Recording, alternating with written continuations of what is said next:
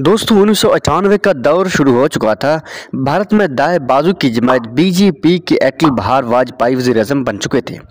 BJP वैसे भी पाकिस्तान और मुसलमानों के बारे में सख्त जज्बात रखने वाली जमात थी और अभी चंद साल पहले इसी जमात ने बाबरी मस्जिद पर हमला भी किया था।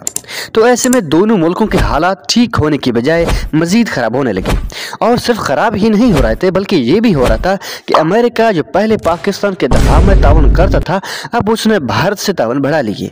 दोस्तों सिर्फ 6 बरस में भारत से अमेरिकी तिजारत 10 अरब डॉलर तक पहुंची थी।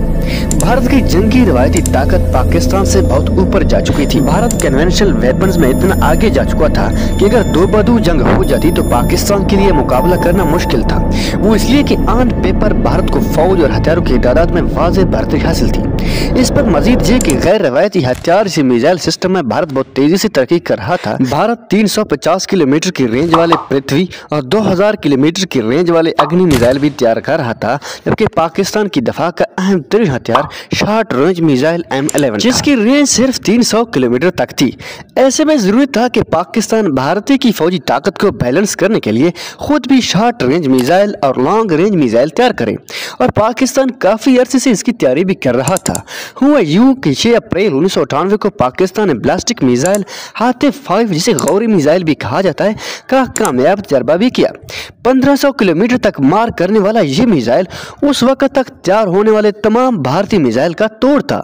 इस मिसाइल के बारे में दावा किया गया कि कोई एंटी मिसाइल सिस्टम इसे रोक नहीं सकता।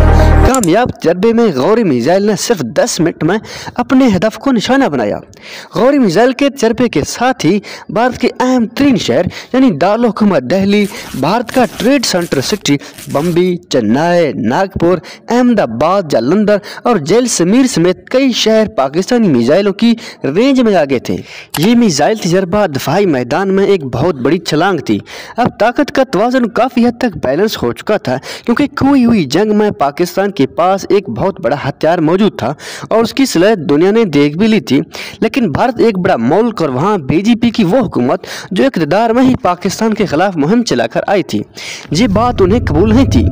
इधर पाकिस्तान में लोग खुश थे, मिठाइयाँ बांट रहे थे और मुबारकबाद ले और दे रहे थे, तो उधर भारतीय वज़ीर-ए-आज़म वाजपेयी ने ताकत का तवाज़ुन एक बार फिर अपने हक में दिखाने के लिए एटमी दिमागों का मंसूबा बना लिया। इस मंसूबे का ऐलान उन्होंने अपने इंतखाबी मुहिम में भी किया था, लेकिन पाकिस्तान की मिसाइल तजर्बे ने उन्हें अपने अवाम और दुनिया के सामने एक जवाब भी फराहम कर दिया।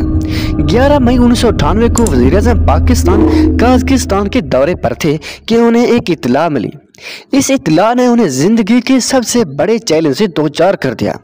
इत्तला ये थी कि भारत ने राजस्थान के इलाके चौकरान में 3 एटमी धमाके कर दिए। ये वही जगह थी जहां भारत 1974 में भी एटमी धमाके कर चुका था।